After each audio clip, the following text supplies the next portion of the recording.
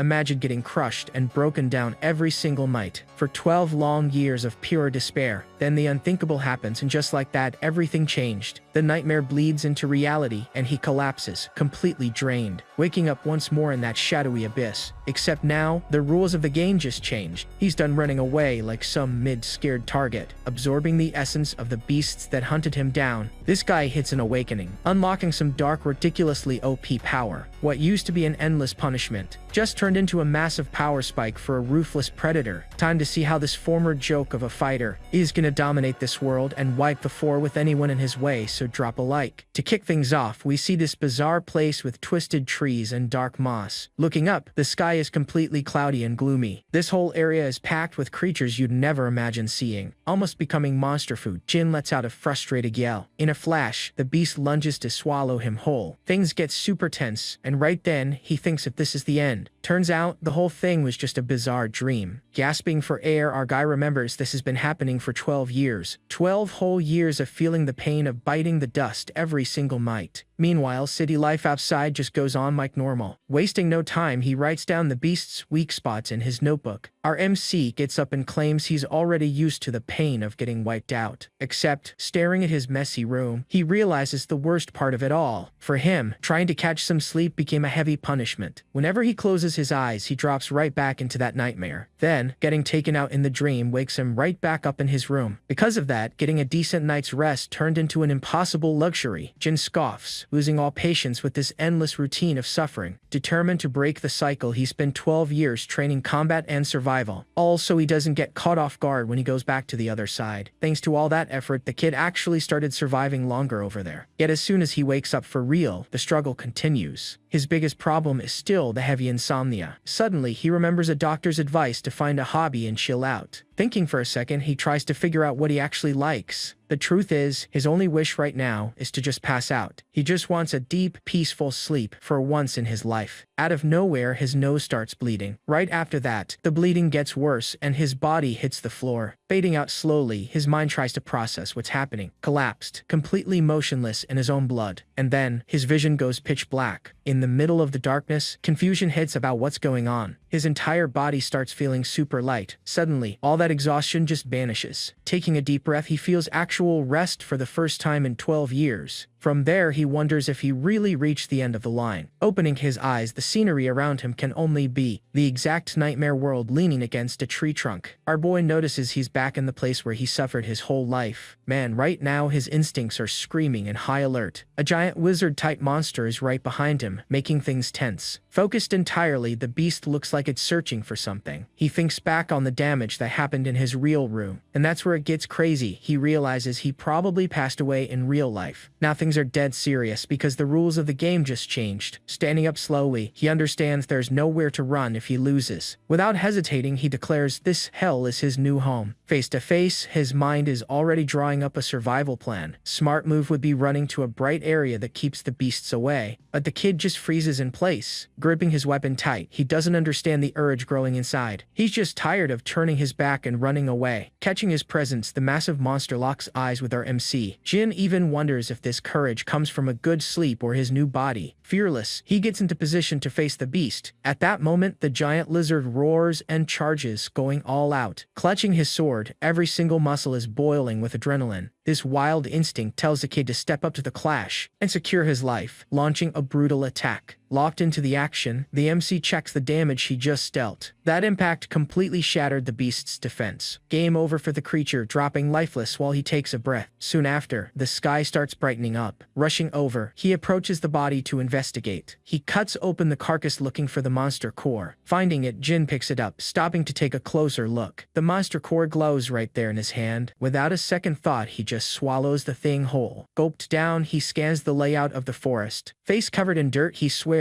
he'll force his way through this nightmare. Walking away from there, he starts thinking about his next move. His first goal is to find a safe zone to avoid surprises. A little while later, he stops by a tree to catch his breath. Quietness fills the forest, with a gentle breeze blowing by. closing his eyes right there. He just takes in the whole vibe. Our MC ends up dozing off on the spot. Waking up, it feels like he just slept like a king. 30 days had passed since crossing over to this universe. During all this time, he only marched toward the lit areas. He even keeps it real. Wanting to fight doesn't make him reckless. After all, playing with danger for no reason is crazy. But his blood always boils when a clash is near. Fights only happen out of necessity, and right now hunger is hitting hard. Going on the offensive, he doesn't miss his chance against the target in his way. One more good reason to brawl is absorbing the creature's essence. Showing zero mercy, he chews on the core of yet another prey. This weird little snack is a serious power spike from the defeated target. Eating these stones made adapting to the wild way easier. There's also one crucial detail in the middle of all this. Looking at his dog tag, he realizes he's a third-class mercenary. The wildest part is being able to read the engraved language perfectly. Holding a crafted artifact like this in his own hands confirms a massive suspicion in our MC's head. Civilization exists in this world. Further ahead, a flash catches his eye on the trail. Someone forged that, proving civilization is out there. Stopping in his tracks, the scene catches him completely off guard. Right up ahead, there's a serious trap set up in the dirt. Jin spots right away that this is human engineering. And this is where it gets good. The natural conclusion to all this. Contact with other people is about to go down. He sprints toward the flash. Stepping out of the dark woods, he runs right into a cabin. Stunned, the kid can't believe his eyes. Wasting no time, he knocks right on the door. Calling out to check for anyone and getting no answer, he just walks right in. Inside, an old book is resting on the table. Jin grabs the thing and studies the cover carefully. Reading the title, he asks, "Chronicles of the Demon Realm?" That catches the boy way off guard.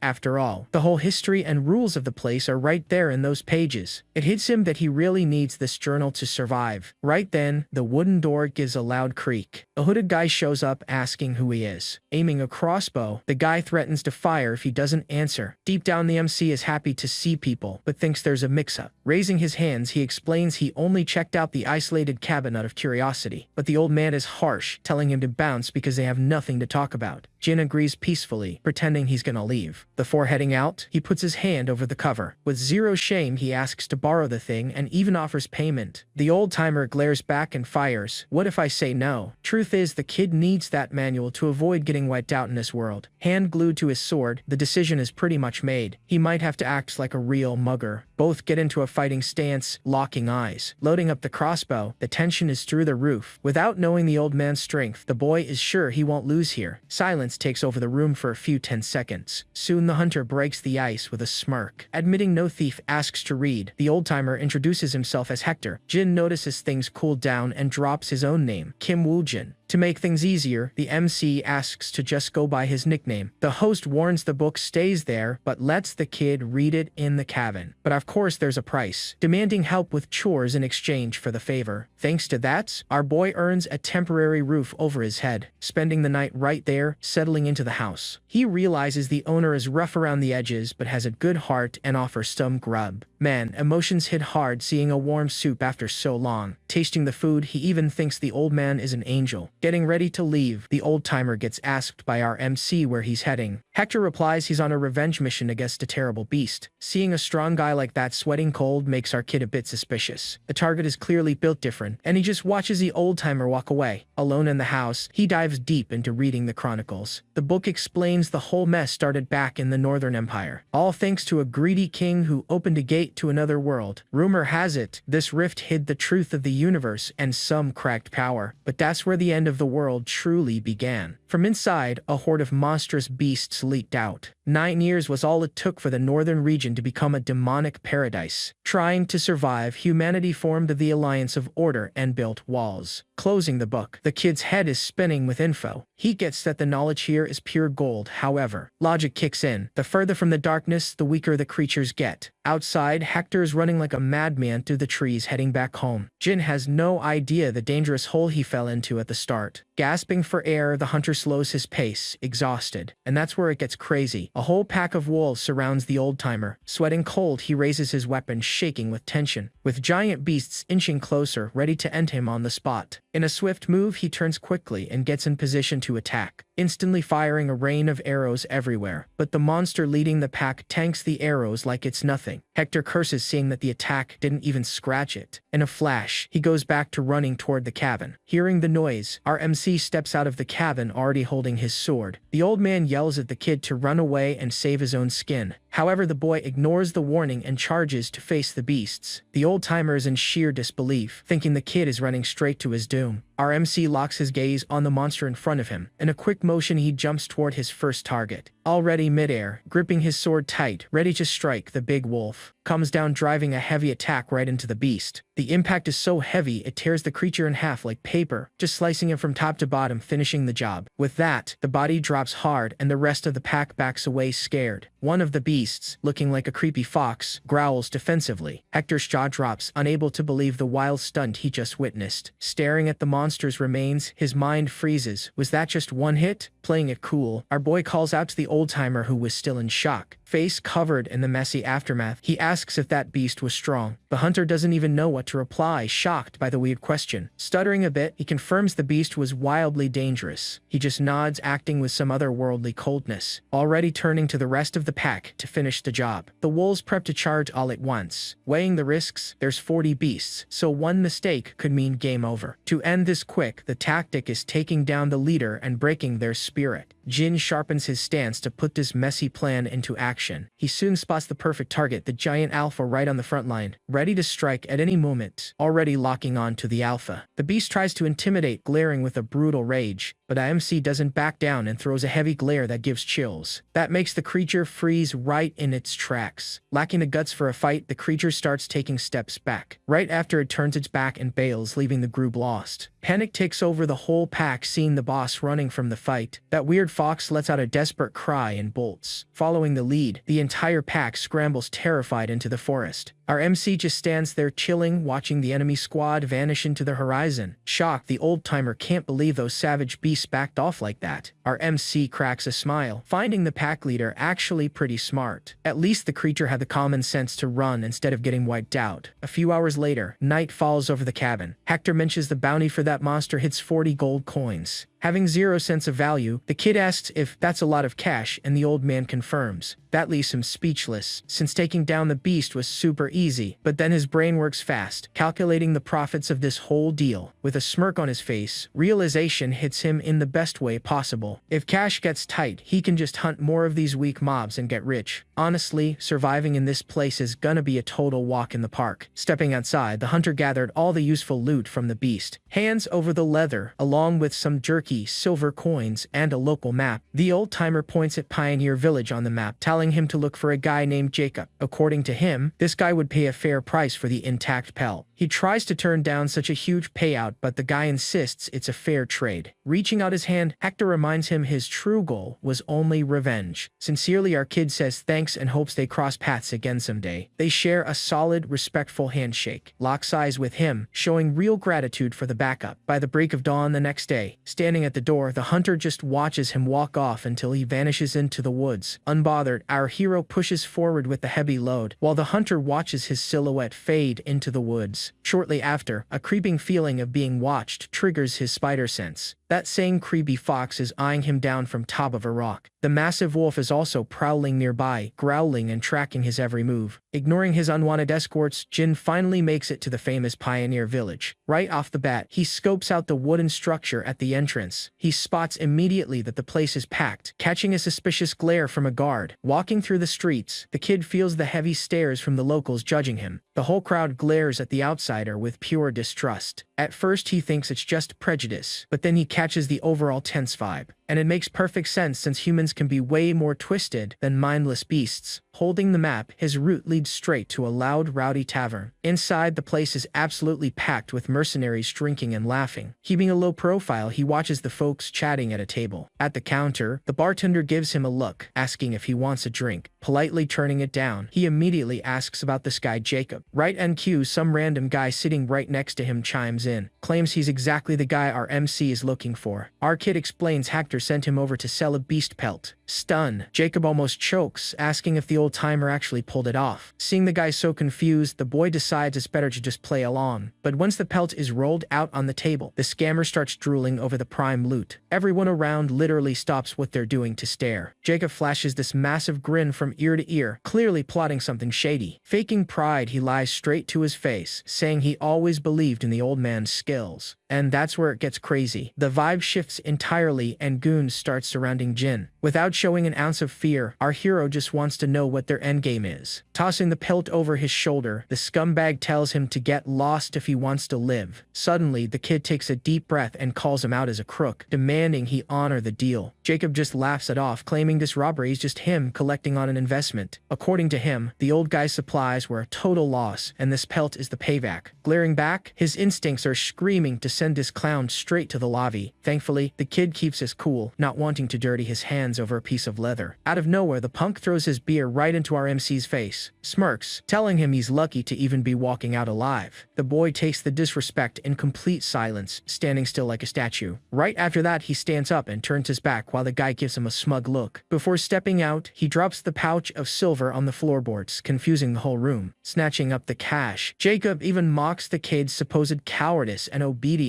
But suddenly, a massive crash shatters the vibe, making the scammer turn around. This is where it gets good. Jin steps back into the doorway holding a massive wooden log. With a dead serious tone, he grabs the attention of the entire crew, making his warning crystal clear. If you're gonna cross someone, you better finish the job completely. The lead goon busts out laughing, completely underestimating the rookie's brain. Ticked off by the disrespect, he orders his lackeys to completely body the kid. One massive brute leaps straight at him. In Jin's mind, taking out trash like them won't weigh on his conscience at all. Instantly, he parries the goon's sword with a swift motion. He loses his balance, totally stunned by that cracked speed. Dead serious, the kid reads every single movement going down in the hall, moving like lightning. Jin makes these mercenaries look like slow-motion statues. Way too fast, one of the guys tries swinging an axe right at him. He just sidesteps, and the impact completely shatters the tavern floorboards. And then, the MC launches a brutal kick into a table chilling in the corner. Like a homing missile, that chunk of wood rips through the tavern air. Helpless, the target can't even blink before taking the hit. The impact sends the goon crashing straight to the ground. Planting his feet, the kid raises his blade and delivers the final strike. With his face covered in dirt, he glares down the few guys still standing. Jacob starts shaking, clueless as to how he picked a fight with a monster like that. It's insane that someone this overpowered flew under the radar, but right now he just needs to bolt. Cutting that thought short, Jin easily deals with the fool who tried jumping him. Right after, he gracefully dodges another strike coming his way. He counters the goon with insane force, while swinging his sword with zero hesitation. Ends the poor guy's whole career right then and there. His victorious, menacing glare sweeps over the defeated crew, without a single scratch on him. That cold expression never leaves his face. Seeing the absolute mess, one survivor drops to the floor begging for mercy. The few remaining cowards scramble to escape however they can. They dive straight out the window, glass shards flying everywhere. Frantically, one of the guys trips over his own feet in pure panic. Staring into the dust cloud, he's left completely lost in all the madness. Through the opening, a massive red wolf shows up, spreading pure terror in the village. Horrified, the poor dude tries dragging himself as far away as possible. The beast just walks right past, completely ignoring the human trash in its way. Our boy pauses too, finding this whole visit incredibly shady, remembering that he just saw this exact beast running away terrified. With that, the kid stares at the beast and waits to see the monster's move. The creature completely freezes in place, staring at him in dead silence. Throwing an intimidating glare, the MC asks if the monster is here to get bodied too. But the animal just shrinks down, scared out of its mind by that insane pressure. Right aftertation, let's say, drops to the floor whining like a little puppy. It even rolls on its belly, wagging its tail all docile and submissive. Shuffling side to side, the creature gets right in the middle between the kid and the goons. Everyone there watches the scene totally lost at this bizarre behavior. Even Jin finds it super weird that this beast is acting like a needy stray. Staring down the giant monster, it finally clicks for the protagonist. And the tension spikes when the kid points his finger right at the mercenaries. Without dragging it out, he drops a single, sharp command: attack. The beast goes crazy with joy from the command, and lunges full force at the whole gang. The poor guy screams in despair while taking an absolutely brutal beating. The creature rips the mercenary apart, finishing him instantly. Watching from the front row, the kid thinks the whole thing is incredible. Meanwhile, Jacob shakes in terror seeing his men getting shredded by the beast. The monster doesn't stop and finishes off another goon tossed right there on the floor. Out of options, the merchant looks at the MC trying to find an escape route. Eyeing the protagonist, he underestimates the kid and already cooks up a dirty plan. The scammer drops to his knees begging, swearing loyalty to try and trick the boy. But deep down, the idea is just to get out of there and pay back this humiliation way worse later. And that's where it gets crazy. Jin's sword slams into the floor inches from his face. Completely panicked, the guy's eyes go wide, seeing the end of his crew right next to him. With steel millimeters from his face, the coward stutters, calling the kid sir. Jin looks down with pure disgust and curses the guy out. Flashing a menacing smile, he questions who the scammer thinks he's fooling. That whole scene reminds him of his old boss, who also constantly begged for breaks. Back in the day, the manager used the exact same lame excuse to skip paying his salary. Since the kid was naive, he ended up swallowing that garbage excuse about a crisis. The problem was the delay just kept growing and the late pay went from weeks to months. Another day asking for his cash. The boss barely cared and only wanted to play golf. Out of patience, the boss turned away and even insulted our boy. He got treated like trash for not understanding the company's supposedly tough phase. With that, the bad memory from those days speaks louder and he pulls the blade from the floor. Turning his back to Jacob, he reflects that he took away a golden lesson from it all. The scumbag stays sprawled on the wood, boiling with rage behind the kid's back. Soon, an evil grin pops up, convinced the kid slipped up. Taking the coward's way, the merchant jumps from the floor, rushing with a knife right for his back. He leaps, tearing through the air, yelling for the boy to disappear for good. But the MC turns his head completely calm, like he already read the whole attack. Catching the strike with his bare hand, he warns that trash like him, with a dark look, finishes saying this kind of scum has no salvation or remorse. It instantly clicks for Jacob, and the despair hits hard as he screams. In a split second, the kid responds with a clean, absolute slash. The impact is instant, and the scammer drops lifeless onto the tavern floorboards. Taking a deep breath with a marked face, he whispers that from now on, the game changed. Right there, he swears to himself that the era of being played for a fool is over forever. With the drama settled, the MC turns his back on the mess and plans his next move. Focusing on the wolf with the bag of cash in its mouth, he isn't sure what to do with the beast. The docile animal drops the bounty on the floor, making its new loyalty crystal clear. With that, the bag tips over and reveals a literal fortune in shiny gold coins. Jin spends a few seconds staring at that unlikely scene, calculating everything. Breaking the ice, the kid asks if the big wolf really wants to tag along for the ride. The monster loses its mind with joy and rubs against him like a giant puppy. Laughing, the protagonist accepts the company and gives the beast some head scratches. He enjoys the chill moment while the big guy closes his eyes, soaking up the affection. Petting its fur, he praises the smarts of his massive new mount. Satisfied, the protagonist declares the two of them are gonna make a great duo. The next day, Jin wakes up in a soft bed with a new pet passed out on the floor. It feels like he slept like a king, the best night in over 12 years. Stretching his bones, his energy is maxed out, and the big wolf also starts getting up after a night's sleep. Out in the yard doing laundry, the kid's back shows off a map of old scars. He lets out a slow breath, revealing marks of pure survival all over his body. Staring at the red water, he notes he took down his first humans last night. The wildest part is his conscience is completely clean, without a single drop of guilt. He even thought it was because they were villains, but the truth hides something different. Reliving the battle brought that same addictive high that comes with hunting beasts. Hand pressed firm on his chest, he feels a switch definitely flipped inside him. The kid's mind is adapting to this brutal world in a terrifying way. A bit sketched out by some internal change, he soon brushes it off and focuses on living. At least this time the routine won't just be suffering, and the payouts are high. So the goal is to enjoy the moment and not stress over the distant future. Jumping ahead in time, the duo already reaches the mountain of the 5th Pioneer City. Getting close to the entrance, Jin tells his pet to stay hidden to avoid causing a panic. The Chronicles book taught him the right place to cash in is the Alliance of Order. Looking for the branch building, he figures it's messed up to keep calling the big wolf astray. He quickly finds the guild, where an official is watching the area totally bored. The kid checks if that's the bounty counter, and the clerk asks what he needs. Wasting no time, the MC throws that giant fur rug right on the desk. Explaining straight up, he says he came to cash in the loot from a recent hunt. Full of attitude, the official mocks him, thinking it's dog fur to pull some scam. However, touching the heavy texture, the smug look vanishes instantly. The guy almost falls backwards, seeing the monster's head still attached to the whole pelt. Stuttering in shock, he asks if that kid alone wiped the floor with the beast. Jin just nods, confirming the crazy kill like like it was just another Tuesday. After that, he waits in a fancy lounge room while the material gets authenticated. Minutes later, a respected older guy shows up apologizing for the red tape. The authority confirms the catch is real and drops a very heavy bag of cash on the table. Grabbing the bag, the MC's mind already calculates he's got cash for almost a decade. The shine of pure gold brings a whole different kind of shaking and adrenaline. Without a doubt, he concludes that having full pockets is way too good a feeling. Cutting the joy short, the official excuses himself to bring up another matter of interest. Straight to the point, the big shot wants to know if the kid is down for another request. Pretty intrigued, our MC asks for the details on this mysterious offer. The issue is a monster invading the local quarry and locking down the whole area. Shutting down the bloodstone mining is simply wrecking the entire economy. And the worst detail of this headache is rumors say it's a wildly strong beast. Staring at the kid, the old-timer bets all his chips that he's the perfect lifesaver. The kid immediately asks what kind of beast they're dealing with. At that, the old-timer warns it's the Mad Skull and it's worth 70 gold coins. Freezes on the spot, remembering the book and the fact he already fought this thing. His mind pulls up the image of the giant beast rocking a tough skull on its head. It had bone thick as a rock and attacked like an absolute madman. Being way stronger than the wolves, the whole city's panic makes total sense. Our MC clenches his fist, remembering he got clowned 28 times in their first clash. Curious, the official asks if the kid can actually handle the job. He stays quiet for a few seconds, weighing the whole idea, and flashing a smirk, declares he'd just picked out his next target. Shortly after, arrives at the massive quarry with machines tossed everywhere. Muttering to himself, remembers the work stopped because of this pest. That gloomy vibe gives actual chills, so cleaning the place out fast is the best move. But a squad of mercenaries blocks the entrance and tells the kid to hold up. The troop leader tells him to get in line since they got to the fight first. Out of patience, the boy doesn't get this crazy idea of taking a ticket to hunt. Visibly awkward, the big guy tries to play it off with a forced smile. Attempts to recruit the rookie next, offering an alliance to split the work. Calculating the risks, the MC realizes waiting won't cut it, but fighting makes it worse. It could work as a team, but the crew was already whispering about cash. However, with a track record of betrayal, trusting that crowd wasn't an option. Intrigued, he asks the real reason for the invite if the squad is already full. The captain lets out a weak laugh, admitting safety comes before glory, saying he'd be a huge help. The guy drops the question, "You're strong, right?" He catches the tricky tone and asks how the guy knows his levels so fast. With a finger pointed at the kid's pet, the old-timer warns this breed only follows badasses. And from what they say, not even the guild tamed this beast, leaving everyone stunned. Completely lost, the MC didn't even notice when the big guy left his hiding spot. The answer comes fast. A support was bribing the dog with some prime meat. Swallowing the bite, the beast looks at its owner like it wants group approval. After taking a bite, the wolf tosses the other half of the snack toward the MC. The creature freezes and the whole squad widens their eyes, completely clueless. On the inside, Jin grumbles about the audacity of this giant sellout. But man, that dropped chicken leg was smelling way too good. Instantly, he gulps dry, sweating cold from pure cravings. Staring at the grub, the heavy lack of seasoned food hits hard. His brain tries fighting it because picking up floor food is just rock bottom. Yet the stomach speaks louder and his hand almost snags the dirt-covered meal. Catching the scene, the mercenary holds out a fresh plate asking if he wants some. The kid freezes in place, caught way off guard by the kindness. Right there, the girl earns angel status, sent down just to save him. Pushing into the mine, the crew uses hanging lightstones to clear up the path. The whole squad, with our MC in the middle, heads down into the quarry's darkness. At this moment, the chicken's flavor completely wipes the floor with that old beast jerky. Walking beside him, the girl realizes nobody even dropped their names yet. The big guy announces he's Captain Jonathan of the Black Marlins, and the girl is Claire. He fires back with a short nickname, and the boss welcomes him, leaving room for questions. With the alliance sealed, the leader cracks a relieved smile, having a heavy hitter on board. Soon they reach a massive chamber, setting up nets and focusing on an ambush tactic. Looking at the blonde girl, he gives the green light to start the heavy prep. Out of nowhere, the wind around them glows differently, and mystical feathers surround the boy. Seeing the mage floating with a magic book, he figures out how spells work around here. The kid finds it awesome watching the power from that cabin manual come to life up close. Focused on the spells, Claire casts a holy blessing for the team's sake. The bright aura takes over the squad's bodies, triggering the feather step. Smiling, the captain praises her, saying that support buff saves everyone's lives. Straight to the point, the girl warns the extra boost only lasts 3 to 5 minutes. The captain yells out, telling the crew to hold firm at the tactical base. Taking a deep breath, sprints off to bait the monster from the bottom of the pit. Jen watches the guy turn into a blur in the open and thinks that technique is super OP.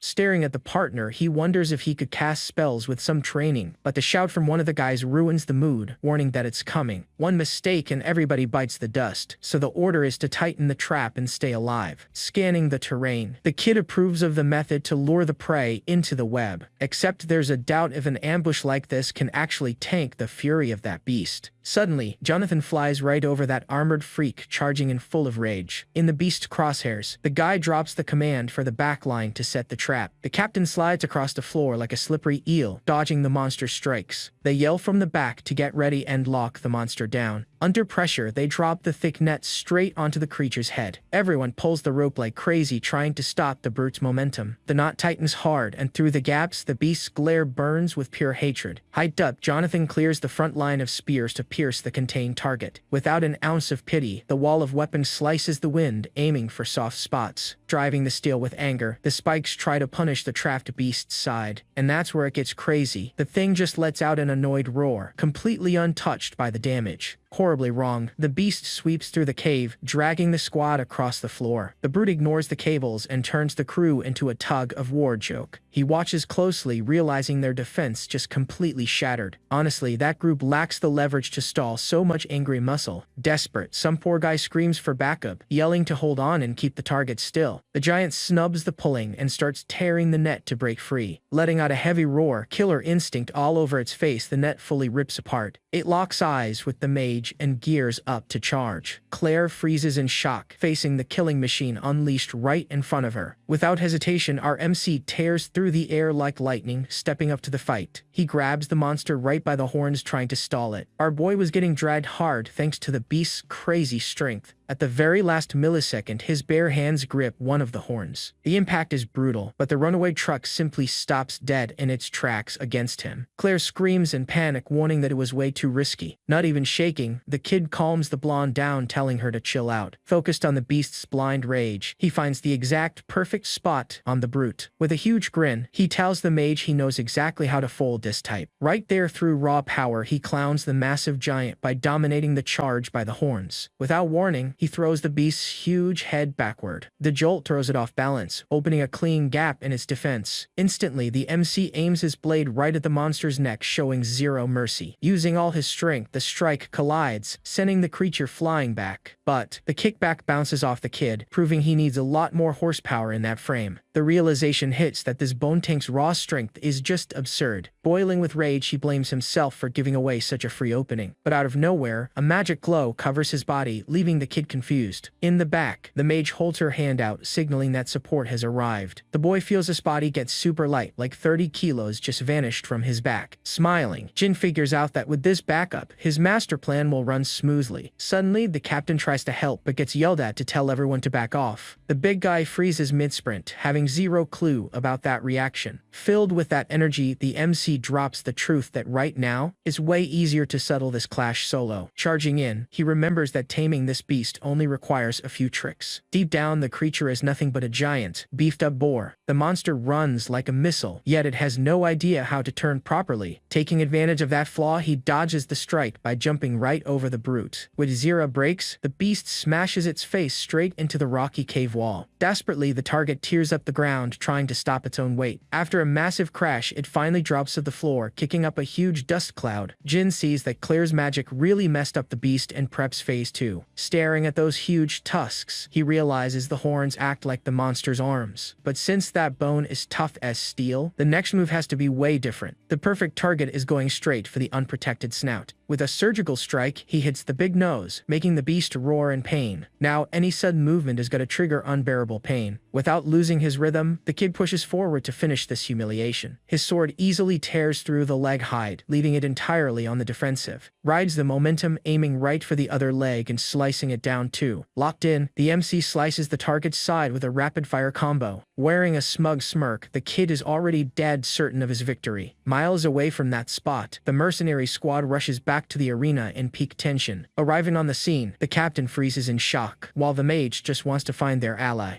However, as she turns her head, she bumps into a wall blocking the path. The kid's pet marks its territory, growling and putting heavy pressure on the duo, holding his partner back. The big guy finds that protective stance super weird. In her mind, the giant beast is forbidding anyone from interrupting the duel. Soon enough, Jin emerges from the mine's darkness and the big dog clears the way instantly. Claire runs up relieved, asking about the beast, while he hides his craving for cores. Man, right then he drops that the threat is gone, leaving the two utterly lost. Pointing at the ground, he jokes that there's only a pile of pork left for dinner. Both drop their jaws, unable to believe a single hunter soloed the boss like that. Suddenly, the giant pet seems to sniff something out. The beast starts growling right away, leaving the squad leader utterly confused. And that's where it gets crazy. Another bone tank pops right out of the tunnel. Huffing heavily, the creature glares at the crew with a look of pure fury. The old-timer yells the warning of another enemy and orders everyone into position, but the support pulls the guide back, asking him to look a little closer. Over in the dark, she spots tiny shadows hiding behind the massive beast. Two little bone-faced piglets peek from behind their mom, making cute noises. That giant female lets out a low roar, making it clear she doesn't want any smoke. Completely frozen, the MC and his pet just watch the whole scene unfold. Right after, the mom turns her back and starts guiding her pups toward the exit. The entire crew stays rooted, just admiring the bizarre family bounce out of there. Jaw dropped, the boss can't even believe they just bailed without throwing hands. The blonde guesses the cave was their nest and even feels a bit bad for the creatures. Sighing in relief, the kid is chill with them leaving in pure peace. Hours later, the crew is already partying hard in the 5th Pioneer City. Their hangout spot is a packed tavern, perfect for tossing back some drinks. Raising his glass, the captain toasts the successful job and everyone's survival. Full of joy, he announces the best time of the night, splitting the loot. Hyped up, the mercenaries cheer, thirsty for the cash that just hit their pockets. Jin and Claire look at the bags, and the mage finds the massive pile of gold super sketchy. Chuckling, the old-timer confesses he pulled a fast one to squeeze out more coin. His excuse was that having two monsters and pups drastically spiked the risk level. Super proud, he brags about pulling 110 shiny coins for the squad. The kid raises an eyebrow, remembering they didn't even touch the mom but still profited. Letting out a weak laugh, the sly guy admits he exaggerated a bit at the guild. The troop bursts out laughing and claps for the boss, since a lie that pays becomes the truth. Watching the little show, the MC thinks this whole crew is a wild bunch. Suddenly, the big guy's heavy hand lands on the kid's shoulder to drop a message. The leader puts it on the table that half the gold goes to the rookie, daring anyone to complain. Caught off guard, the kid can't even believe this massive payout. Without sugarcoating it, the old-timer reminds them the team would be 6 feet under if not for him. Since the prize multiplied from the scam, the math works out perfectly with everyone's approval. The rest of the squad gives a thumbs up, confirming that fair share really belongs to him. Scratching his neck, Jin concludes the support and the net also saved the day in the end. He sincerely says thanks and even announces he's paying for the open bar tonight. The crowd goes wild, chugging bottles and promising to empty the kid's wallet. Out of nowhere, a drinking contest kicks off, which looks like it'll last all night. The MC finds it weird seeing the blonde slipping out the door in the middle of the mess, but asked about her destination, she calmly replies she needs to focus on magic training. Right away, a strong curiosity hits to understand this addiction to studying right after a fight. Out in the yard, the mage meditates under the full moon with a beautiful aura around her. Insanely focused, magic power overflows from her, lighting up the dark. From a distance, the kid thinks her discipline is cracked right after almost dying. That pure magic mystery leaves the boy's head boiling with interest.